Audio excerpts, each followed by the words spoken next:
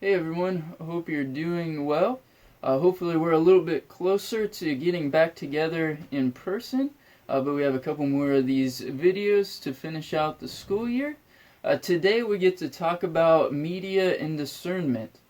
This was one of the topics that had been suggested earlier this year that we cover sometime in this school year, and I thought today, rather than you listen to me for an entire 20 or 30 minutes or whatever, I've asked some other guys to jump in and help out along the way. So you'll be seeing some other guys appearing and sharing some thoughts with you as we go on today.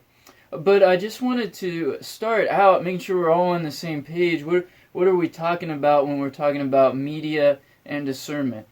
First of all, when we talk about media, we're not just talking about the news. Right, that's probably the first thing we think of when we hear media is the news. So this isn't about is Fox News better or is MSNBC better or should I read some independent paper or something like that. We're not talking about just the news media, but we're talking about all forms of media. TV, music, social media, books. If anybody still read books, you know those things with actual paper and ink. I don't know if you still read those or not, but books are media. School could even be media. That's somewhere where somebody is conveying a message to you. Media is any type of form where some message is being conveyed to you. And then discernment is just thinking about those messages and thinking about what is right and what is wrong. And how do I know what is right and wrong? And so we get to look a little bit today at what are those messages that we're taking in and how do we think critically about them and what's right and wrong. Our first guest for it today is Sean McCool, and I asked him to share because he's someone that's spent some time working in producing and creating media, and he'll share a little bit of that with you of what his experience is and how media is created, but also why is it important for us even to think about being discerning and think about the media that we choose. So I'll throw it over to Sean. Hey guys, so it's Sean. Yeah, Ben had sent a question, and I'm just going to read it. As someone who works in media, why is it important for Christians to be discerning about their media choices? So I'll just give you a couple minutes here. I'll give you a quick background on what kind of I've done, and then give you just a quick thought on that. But so. For a few years, for about 5 years, I worked in the within the Pittsburgh Pirates organization as a media guy. Covered the team from top to bottom. Was able to go to spring training, able to do a lot of things. Meet a lot of players and talk to a lot of guys and break stories and pretty cool experience for myself. Tons of time. So stinking time consuming, but it was great. But loved it. So I did that. I was able to work kind of from that side, and also within my job at the at Penn Highlands. I kind of have control over the PR and the media side of things there as well. So that also means like social media and different things like that.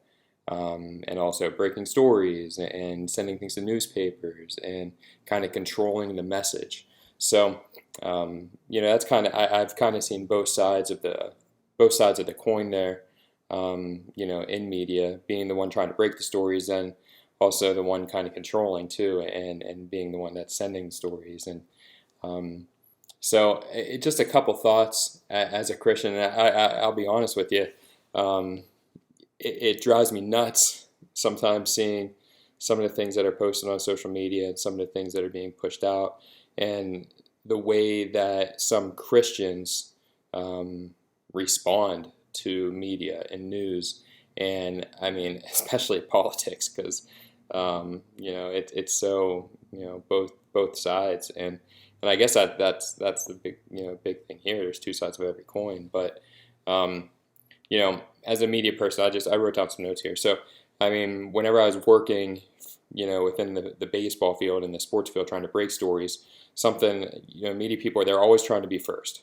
And because you get a lot of credit if you're the first one. And it stinks, that that's the way it is, but that's the way that our culture has set up. Our culture has created something where it's people that are in the field get more credit and get more kudos and get raises and get better jobs and, get more followers if they're first with the story. And that's just the way it is. So, for me, I used all the connections I had. I talked to, everybody that kind of had an in with. And then there were times that I didn't necessarily fact check every single angle because, it's all about trying to get it out first. And you do everything you can like that, everything you can. You're just trying to push it out content. And, if I was first, then I was the one getting the followers. I was the one getting the likes. I was the one getting the kudos, getting the credit. According to Sean McColl from this, media source, this is happening. Josh Bell is being promoted to the Pittsburgh Pirates, something like that. So as a media person on that side, you're kind of looking for that, and you want that to be able to move up to the next step. So that's the reason why, it's so important to be careful with what you read and not necessarily believe the first thing you come across because you don't know what that person's perspective or angle is. And that's my next point. No matter what I pushed out always came from the perspective of angle that kind of aligned with my beliefs. And I wrote this down. Even though I shouldn't, I tried to avoid writing pieces that I didn't necessarily believe in. Over time, my articles, social media posts, etc., all had some sort of voice that reflected back on me. Whether that was on purpose or not, my voice kind of came through in what I wrote and what I pushed out. And then, my boss, his voice is complete different spectrum. He doesn't necessarily have the beliefs that I do. So you can kind of see that in his writing, and you can see what I believe in my writing. So you kind of have to take everything with a grain of salt, whether that was on purpose or not. And then over time, I chose to cover people and I chose to cover events that maybe I liked a little bit more than maybe those I didn't. I had one time where I got reamed out by a coach because he didn't necessarily like something that I wrote. Was that relationship difficult to recover later? Yes. Was it difficult for me to write necessarily great things about that person later? Yeah. But somebody else might have the complete different perspective. So that's just reason why you really have to take everything with a grain of salt, and you have to be so discerning in what you read and what you look at. And social media, man, it is multiplied this by a bajillion because everybody has a voice. Everybody thinks they, have their followers and they have their people that are reading them and whatnot. So on Twitter, on Facebook, everybody's pushing stuff out. Some of it has not been fact checked. Some of it has not been, kind of talked about in any other way. And so you have to be extremely careful with it. What I wrote there, right here. This happens in media every day. It's human nature. You have to remember that everything you read or watch comes from some other person's perspective, which will oftentimes reflect their beliefs. So, you don't necessarily know the writer. You don't know the author. What you're reading reflects what they believe a lot of times, especially from a political stance. You have Democrat and Republican, and it's really hard because our country is extremely split. So you have to be discerning. You have to be careful on what you read and what you believe. You have to look at both sides of the coin, and you have to really, just watch that. And an example, it's a great, if you're watching the Michael Jordan documentary, he didn't take a political stance in the early '90s, and he got bashed for it. Won't go into details about it, but it's just crazy because one way or the other he had to choose, and he's like, hey, you know what, I don't know enough. And that's probably the right way to go about it because he felt he didn't know enough about this political stance, but he was ripped for it because, he's Michael Jordan. He should have taken a stance. And so, I mean, that's just an example. But, we have to be careful as Christians. We have to watch what we're reading, what we're watching. We live in such a media-driven age that if you're not careful with it, you can fall victim and you can be brainwashed into a certain belief. So yeah, I hope that kind of gives you a little perspective from somebody who's kind of, experienced it a little bit. So yeah, hope you guys have a great one. Cool. Thanks, Sean. Hopefully you caught there in his talk that all media is created by somebody.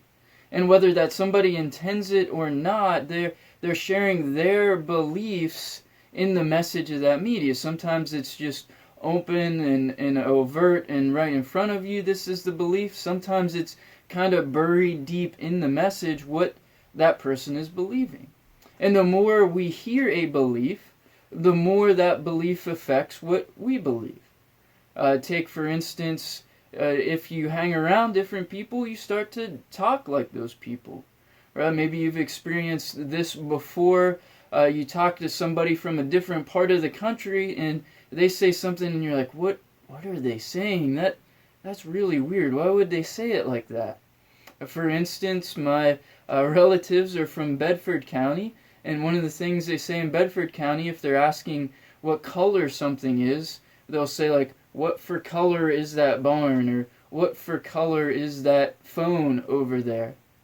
Right? They have just this different way of asking, and there's nothing right or wrong with that, but just where they grew up and what they heard affects what they say.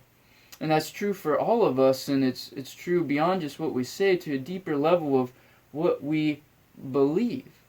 And so the more we hear a certain belief, the more we tend to believe that ourselves.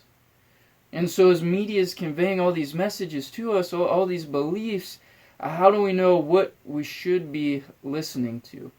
How do we know what we should be taking in? And so I'm going to throw it now to Pastor Doug, and he's going to look at some Bible passages that tell us a little bit about what should we consider when we consider what's right and wrong in our media choices. Hey, Veracity, just wanted to give you a couple of insights for a word called discernment. As you guys are talking about media, and I'm sure that covers all shapes and sizes and spectrums in your world today, I wanted to give you a couple of tools, more philosophical reasons, not a list of do's and don'ts. That's really hard to come up with. But I want to give you a couple of principles that maybe you could apply. And the first one is found in 1 Corinthians chapter 6. So if you're following along, I want you to go to chapter 6 and verse 12, and it's talking specifically about your body and how to utilize your abilities inside of your body, and specifically it's actually referring to some of the sexual temptations and things that you'll face in life, but it's a great principle to apply for the rest of your life as you discern what is good and right. So in verse 12, chapter 6, I have the right to do anything, you say, but not everything is beneficial. I have the right to do anything, but I will not be mastered by anything.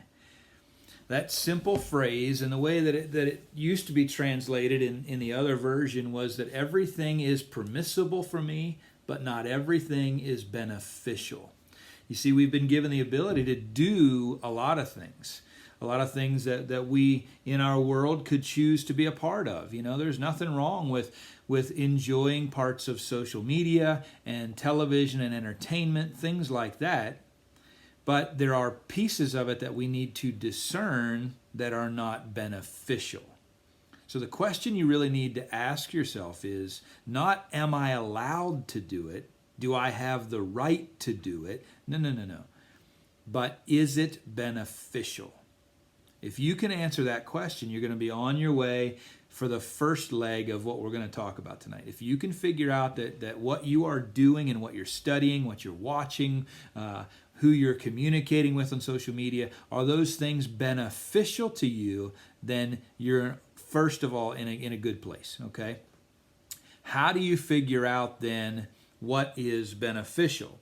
What does that actually look like? Because that can look like something different to all of us, right? We can study that and look at it. And Paul gives us another list of things in Philippians chapter 4.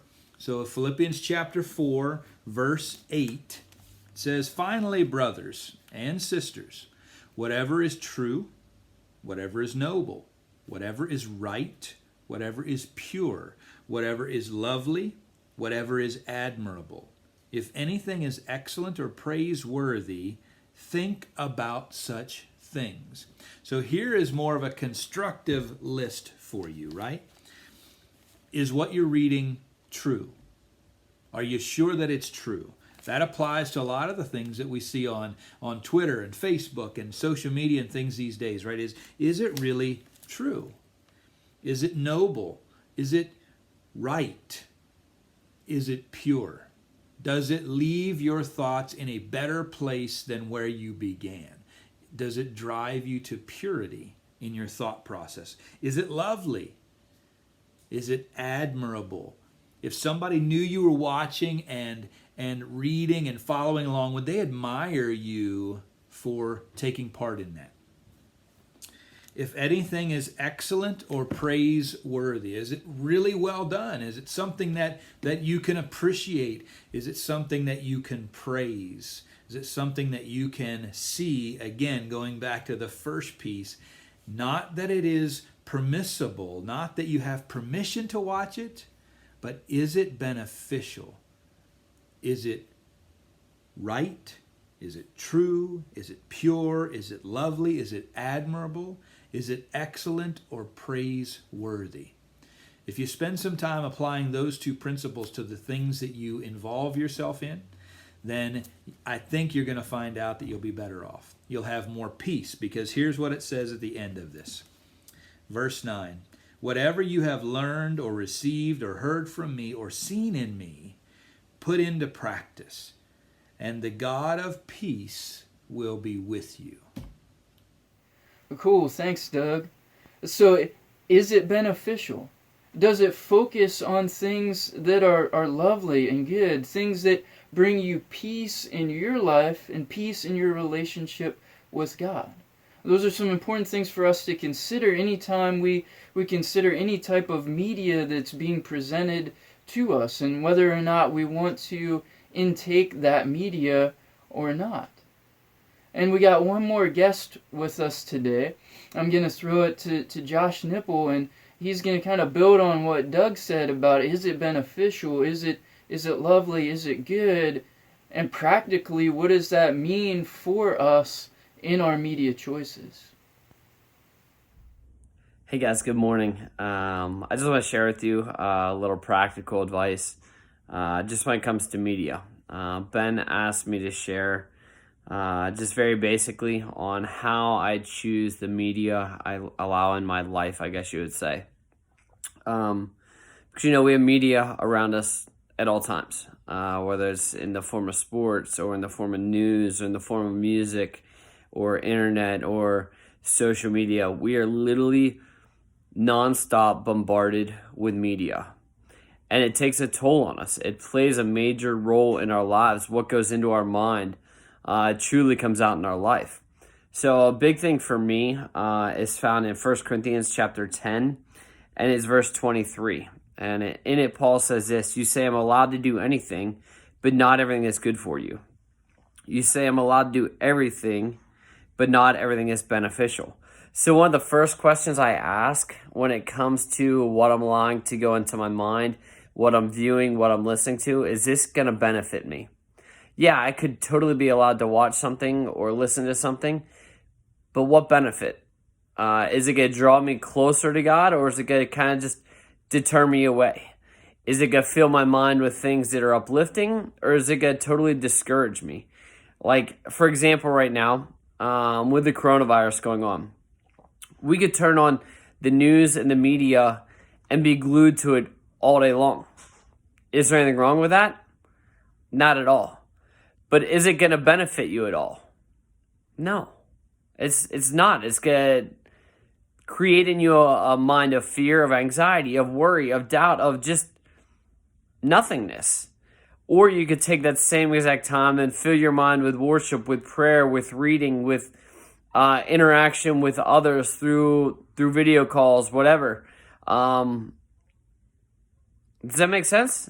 Is it beneficial? And the other thing is, in Philippians chapter 4, Paul says, whatever is true, whatever is noble, whatever is pure, think upon these things. You know, when it comes to the music choices, you might be sitting there going, well, it's just music. It's no big deal, but what are the lyrics actually expressing? What is the truth that's coming out in those lyrics? Or even sports, you know, like let's say you want to watch sports and you're just glued to it all day long.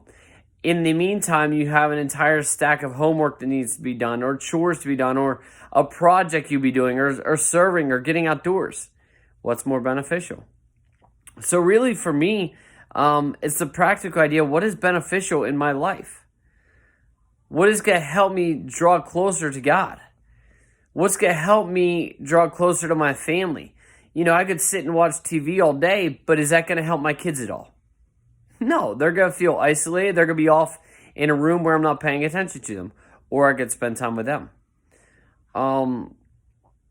Like I said, media can play a major role in our lives. It can play a big factor in how we turn out. If your mind is totally being filled with negativity, you're going to start thinking that way. If your mind is totally filled with just news media and sports and glued to the TV as you're binging a show, you're going to get to the spot where you're going to look back on your days and go, man, what did I do? What did I do in my life?